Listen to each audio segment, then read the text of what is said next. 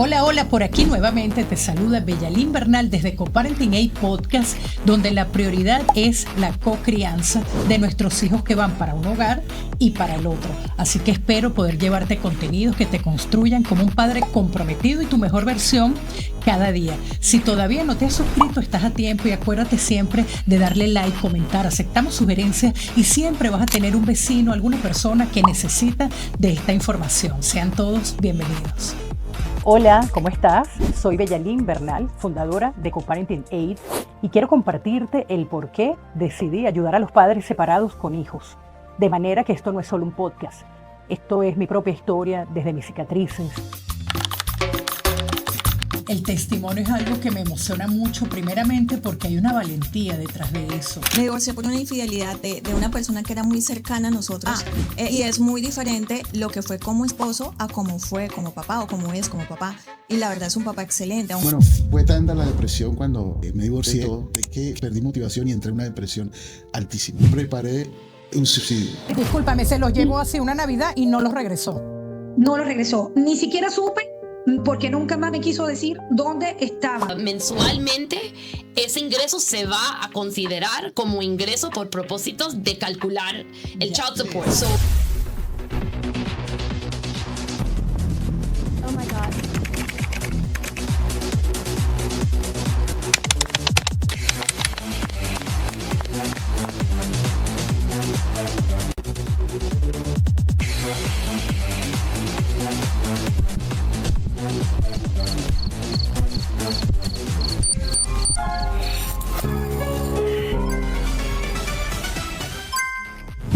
Y en este episodio nos vuelve a acompañar nuestra abogada de familia, Ivette Petkovic. Así que bienvenida y muy contenta porque también estarás en nuestro primer workshop.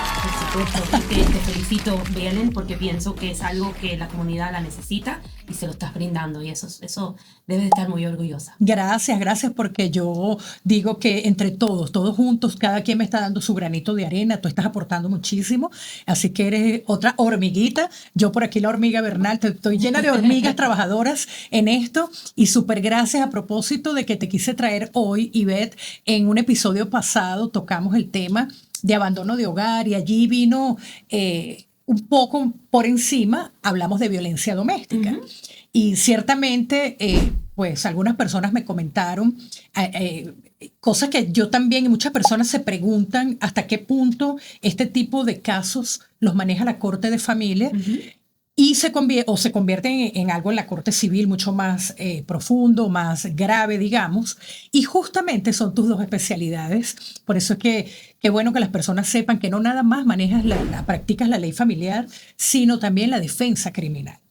Pues bueno, como sabes, yo fui fiscal por muchos años antes que abrí mi propio buffet. Y en los últimos quizás 10 años y definitivamente desde la pandemia, mi área de práctica alrededor de violencia doméstica y los diferentes casos que pueden tocar ese tema, en sí tengo una especialidad, sin duda. Y pues bueno, pregúntame lo que tú piensas, lo que están viendo, quieren saber. Sí, porque mira, básicamente ese término de violencia doméstica que tocamos, está violencia psicológica y física, pero llega un punto que puede ser un caso en varias cortes, uh-huh. No nada más. Entonces, ¿cómo funciona? Por supuesto. Ok, pues bueno, cuando a una persona lo arrestan, él o ella, por violencia doméstica, obviamente eso crea un caso criminal, ¿ok? Y si las personas están juntos, viven en la misma casa, esa persona arrestado lo llevan a la corte, no puede poner fianza antes que vea un juez, porque el juez le va a poner una orden de alejamiento debajo del número de caso criminal. Y disculpa, esta orden de alejamiento, uh-huh, la procesa no la Corte de Familia. No, la Corte Criminal. Y esa orden siempre va a estar ahí si no es que la víctima le pida a la Corte modificarla para que no haya contacto violento o alternativamente que la Fiscalía decide no proceder contra esa persona y retiran o desestiman los cargos. Entonces, la jurisdicción de la Corte Criminal se termina. Mientras el caso está abierto, la orden de alejamiento existe, pero cuando ya el caso cierra, la orden ya se quita, básicamente. Quiere decir que esto puede ser un conflicto que está en la corte de familia, en la corte civil y en la criminal, en las tres. Bueno, déjame explicar. Entonces, cuando uno lo arrestan, ok, sucede eso. Pues bueno, si la víctima ahora ya finalmente quiere terminar la relación, quiere proceder con divorcio o una petición de paternidad para estabilizar los derechos, tiempo compartido, etcétera, esa persona entonces separado va a ir a la corte de familia y va a armar un caso, si están casados, de divorcio, si no están casados, de paternidad, y eso es un caso aparte. El hecho que sucedió la violencia doméstica sí es relevante al caso en la corte de familia, porque en la corte de familia, cuando la corte determina cuál es un horario apropiado para las visitas dentro de los dos de unos niños, uno de los factores, y hay 30 por lo menos aproximadamente factores que la corte mira, uno de ellos es la existencia de violencia doméstica, y obviamente lo más evidencia que hay sobre eso, si es algo que ha estado sucediendo por muchos años, hay muchos incidentes, claro, se pone más fuerte la posición de la víctima, que quizás la persona que le ha hecho violencia doméstica no debe de tener tiempo compartido con el niño, o requiere terapia, o requiere algún servicio para manejar la ira, etc. Esos dos casos siempre son aparte. Pero bueno, hay un tercer caso que es súper común en estas situaciones, que tiene que ver con la Corte de Violencia Doméstica. Esa corte está, actualmente está en el edificio de la Corte de Familia, pero la corte lo maneja como una corte aparte a la Corte de Familia. Y lo único que hace esa corte, o el trabajo más profundo que hace, es con órdenes de restricción o órdenes de alejamiento, que es un caso civil que la víctima, después que haya el arresto, puede ir a, creo que es el 4º piso en el Lawson E. Thomas Courthouse. Estamos hablando de Miami, pero todas las cortes en toda la Florida van a tener esa oficina donde uno puede ir, no tiene que ir con abogado. Sube al piso y le dice, mira, soy víctima de violencia doméstica, quiero aplicar para que me den una orden de restricción. Y pues bueno, no sé si me quieres hacer otra pregunta. Pero cuando entonces la persona está yendo a la corte específica de violencia doméstica, ¿lleva el reporte del arresto? ¿Tiene que llevar ahí una evidencia o todavía no? Simplemente no tiene que llevar evidencia. No. Solamente lo que sucede es cuando uno llega, hay una persona, normalmente como una paralegal, entra al cuarto y le hacen, debajo de juramento, dan una declaración de por qué ellos están pidiendo la orden de alejamiento.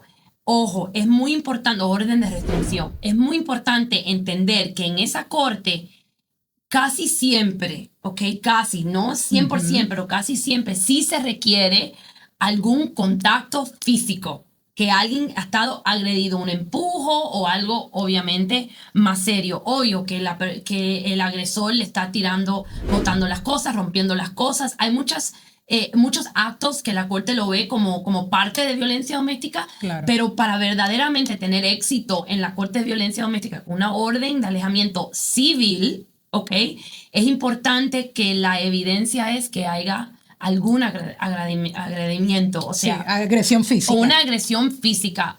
Abuso verbal solo va a ser bastante difícil. Claro. Lo que sucede, uno va, da esa declaración debajo de juramento, la paralegal que está ahí o la persona que está designado para trabajarlo ese día va a armar una petición con la información que le da la víctima, y lo arman, lo terminan, lo firman, y la persona se va. Entonces, a final del día, hay un juez que está designado todos los días para revisar estas peticiones y decidir si la situación es tan grave para darle a esa persona, esa víctima, una orden de alejamiento temporaria, automática, hasta que pueda haber una audiencia y el agresor tenga la oportunidad de presentar evidencia al contrario. Correcto, defenderse. Exacto. Entonces, muchos me preguntan, ¿pero necesito abogado para hacer eso? La realidad es que para ir y declarar no se necesita abogado, ni dejan en sí que el abogado entre con uno. Pero definitivamente, y especialmente si es una violencia doméstica intensa y seria, seguro, con historial, deben de contratar a un abogado, porque eso es una audiencia completa donde yo, si represento a la víctima, le voy a hacer preguntas al acusado. El acusado probablemente va a tener su propio abogado y uno quiere estar bien asesorado. Claro, claro. Y fíjate que tú dijiste hace un rato, Ivette, que pueden designar un tipo de remedio, un servicio que necesita la persona para el manejo de emociones.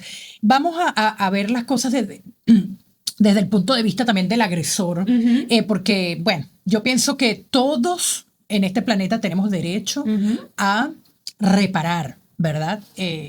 Alguna mala actitud del pasado. Cuando estamos frente a un agresor que sí, bueno, le puso las manos a su esposa o algo, pero ya ha pasado el tiempo, inclusive se divorció y ahora tiene una relación saludable, otros niños, whatever cosa, al punto que quiero llegar es que ese récord criminal está allí en su historial.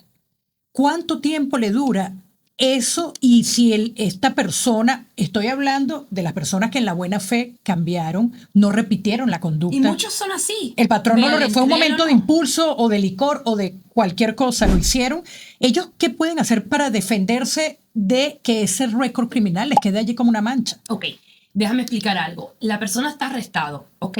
La víctima no está representada por la fiscalía oficialmente, pero la fiscalía sí representa los intereses de la víctima. La fiscalía siempre le va a pedir a la víctima su posición sobre la sentencia apropiada si es que ponen cargos formales. Entonces, la mayoría de las veces, especialmente si es un delito menor en comparación a una felonía, delito menor sería un empujo, algo donde no hubo daños físicos muy intensos. Entonces, lo que sucede es que normalmente o le ofrecen, si no tiene antecedentes, el agresor le ofrecen, si la víctima lo aprueba, un programa que es muy común, se conoce, se llama Batterers Intervention Program. La mejor traducción es programa de intervención para agresores, ¿ok? Le ofrecen ese programa, es un programa intenso de 26 semanas donde incluye terapias, educar al agresor, qué es violencia doméstica. No es solamente pegar, es abuso emocional, etcétera, romper cosas, no dejar que la persona pueda accesar, manipulación, etcétera. Hacen todo ese programa. Entonces, al final, cuando le ofrecen el programa a los que no tienen antecedentes, terminan ese programa y después de que terminen y lo terminan con éxito y le dan un certificado de cumplimiento con éxito, normalmente la fiscalía les retira los cargos a esa persona si es que la víctima lo aprobó y no tiene antecedentes. Seguro. Ahora, si la persona tiene antecedentes o la víctima no lo aprueba, o a veces la fiscalía, no importa que la víctima lo aprueba, la fiscalía piensa que la situación fue demasiado grave para darle ese programa queda ahí el récord. Y le ofrecen algo que incluye quizás probatoria, por ejemplo. Entonces, si están en probatoria, esa orden de alejamiento que había hablado anteriormente mantiene durante el tiempo de probatoria, pero ya cuando se termina la probatoria con éxito o sin éxito, ese es el punto donde uno puede poner una petición para sellar el caso para que el público no pueda ver que ese arresto sucedió, pero eso solamente se puede Cuando hacer. dices el público, un récord público. O sea, vamos a suponer que es un padre o una madre, porque hay mujeres que también agreden, y el récord le puede aparecer cuando está aplicando a un trabajo o a una nueva vivienda. Yo siempre explico esta parte. Se sella para que el público general no lo pueda ver. ¿Qué es público general? Cualquier empleador privado, no debe de poder accesarlo. Si hay una asociación de condominium y hace un background check, no lo deben de poder ver. Pero obviamente la FBI, si uno aplica para policía, para bomberos, etcétera, en esas aplicaciones siempre preguntan, ¿has estado arrestado? Aunque está sellado el caso, lo tienes que decir. La idea aquí es en sí para que el público general, yo si quisiera, cualquiera puede entrar en el internet y ver si alguien tiene un caso criminal, porque eso es un récord público, eso se sellaría y cuando uno lo mira, no apareciera. Pues bueno, si uno no hace eso, el caso se queda, el historial se queda para siempre. Y una parte importante, si le retiran los cargos, sin duda puede sellar. Si lo retiraron porque la víctima no se apareció y no procedieron o porque le dieron un programa por ser la primera vez. Pero si aceptan alguna oferta de probatoria, por ejemplo, es muy importante que la disposición del caso diga que la persona no fue condenado. Si dice que fue condenado, no se puede sellar nunca. Wow. Qué difícil situación y sobre todo qué riesgo es usar las denuncias en la violencia doméstica con un concepto de venganza emocional y de eso, ya para finalizar, Ivette. Ese es el otro lado, Sí, que se usa de esa manera a veces. Sí hay agresores, pero también hay denuncias falsas. ¿Cómo puede hacer una persona que hay una o sea, falso es que, bueno, si la policía determinó, si no hay algo físico, no hay una buena evidencia, ya es falso. Sí, no, o sea, si las personas viven juntos, lo que yo he visto, y obvio, yo practico por toda la Florida, pero más que nada en el sur de la Florida. Estoy hablando de esas agencias de policía. Lo que yo veo es que muchas veces, la gran mayoría de las veces, si las personas viven juntos y alguien acusa de violencia doméstica, aunque nada más que es la palabra de esa persona que el agresor le hizo X cosas, muchas veces hacen el arresto la policía, aunque la evidencia es mínima, por muchas razones, porque si la víctima parece, muerta, que Dios no lo quiera, el día siguiente la policía no quiere esa responsabilidad. Arrestando a la persona, están moviendo a la persona del escenario y como que están protegiendo. O a veces la policía le pide al supuesto agresor que se vaya del hogar por esa noche para que haga un tiempo de cooling down. Sí, claro. O sea, eso es un escenario súper común. Pero bueno, lo que a la pregunta, si uno es víctima de violencia doméstica, por supuesto, si estás en el momento, si la persona está ahí, si la agresión no se está bajando, etcétera, llama al 911 porque necesitas protección. Si sucede la violencia doméstica, pero en el momento, por cualquier razón, no se pudo llamar al 911, obviamente uno se puede ir de la casa, meterse en su auto, ir a la estación de policía y reportarlo ahí mismo. O sea, eso es una de las cosas, es básica, pero claro, no, cuando uno está en esa situación, ese tornado de emoción, a veces no se da de cuenta. Y también, nada más que porque uno es ilegal o indocumentado o lo que sea, es importante entender que la policía a la víctima no le interesa. Ellos están ahí para proteger. Correcto. Obvio, si la otra persona, el agresor, no tiene estatus, tiene problemas de inmigración, sí, peor todavía. Sin duda sí le va a crear problemas si están detenidos. Bueno, Ivette, gracias. Y ya para finalizar, una recomendación final para nuestra comunidad de padres separados, porque muchas veces, se separan o nos separamos por diferencias y la idea es poder tener esa armonía aún en esas conversaciones incómodas, en cosas, y no caer en este tipo de situaciones donde tenga que intervenir un policía porque en un momento dado te dio por agarrar una olla, te dio por agarrar un tacón y zumbarlo y le partiste la frente a tu esposo. Belen, yo he lidiado con estos casos y lo he lidiado en contexto de ley de familia, ley criminal y ley de violencia doméstica, tantos casos sobre los años. Y lo que te puedo decir es lo siguiente: las personas que tienen la presencia de mente de parar en el momento y salir del ambiente, simplemente salir, camina la perra, salirte, métete en el auto y váyate antes que las cosas lleguen a un nivel peligroso. O sea, no sabes la habilidad que eso te da de pensarlo, de analizarlo, de conseguir recursos para verdaderamente solucionar el problema o empezar a solucionar el problema, pero de una manera que no va a arruinar la relación de copadres por muchos años. ¡Bravo! Bueno, este es el propósito, ¿no? De este podcast, más que nada, sí, de tratar de crear esa llegar armonía. a esos extremos donde... Ese momentito de parar y pensar, créelo o no, y eso puede aplicar a miles de cosas en la vida. Pero bueno, este es el tema de hoy. Bueno, gracias por eso, gracias por toda tu sabiduría y tu profesionalismo. Y Ivette, una vez más, mis padres, será hasta una nueva oportunidad. Se les quiere. Bye, bye.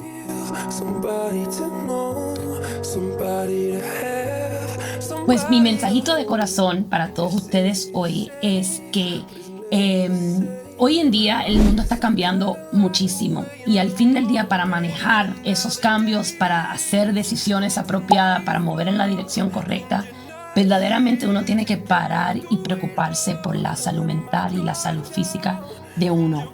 Por favor, si uno piensa, si estás dolorido de alguna manera físicamente, o sea, haz tus appointments, toma en cuenta que la salud de uno no puede ayudar a los otros, nuestros hijos, nuestros padres, etcétera, si uno mismo no se siente bien, si uno mismo físicamente y mentalmente no se siente bien. Tienen que darle prioridad a la salud de uno, tanto mental como física, porque en este mundo, acuérdate, cuando estamos en los aviones, que dicen, cuando cae la máscara de encima, te tienes que poner la tuya primero porque no puedes ayudar a nadie más si tú no estás bien. Y bueno, ese mismo concepto aplícalo a tu vida. Cuídense, que el mundo está complicado y para poder sobrevivir tenemos que estar sanos por dentro y en la mente. Gracias. Y bueno, mis padres, hoy en este podcast con Ivette Petkovic, nuestra abogada de familia, que definitivamente nos pone en ese contexto legal, en ese contexto de riesgo, de derecho, de solución, de cosas que son muy serias, y aunque pase el tiempo, la consecuencia queda y está allí.